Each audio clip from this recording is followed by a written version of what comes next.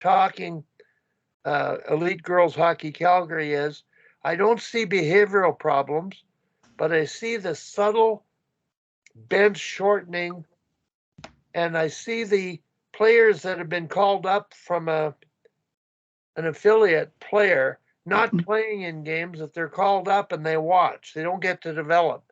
Why? Because the coach is coaching to win the game, not develop.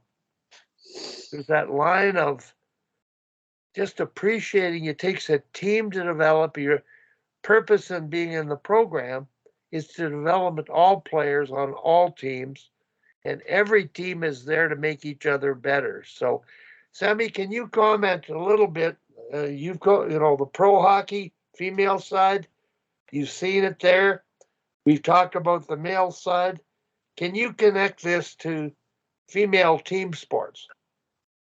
For sure. First, I was curious about Ringette, if Keely Brown is still working with the team, the goaltender. Okay. Is she? Is she still with the national Ringette team? I don't know, but I believe I heard her name on the weekend. So Keely is, for everybody else, played in the what would have been the old NWHL, CWHL elite level hockey goalie and Ringette goalie. Was the Ringette goalie for a long time on the national team, but she developed special goaltending gloves that are sold all across the world now, and you'll see on the back they're called the Keely. But she also is the head lawyer for the Edmonton Oilers as well. So she's out in Alberta. So I feel like she might be around the national Ringette team. Anyways, pretty cool story. So check that out. She's an amazing person, Wally, and has been super supportive of me and sort of our journey. But there was just an article in the Hockey News about the women's hockey's top 10 trash talkers, which was interesting. So some names that appeared on there that I wouldn't have assumed were trash talkers. But you're right that is exacerbated, I guess, and it is glorified a little bit, similar to fighting.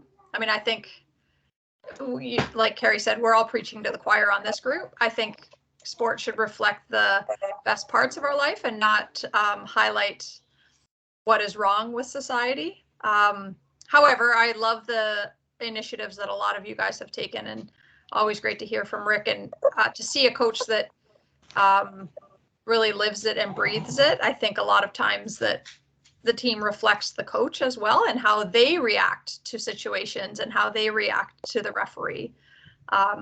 So that makes a big difference. And I mean, do you change?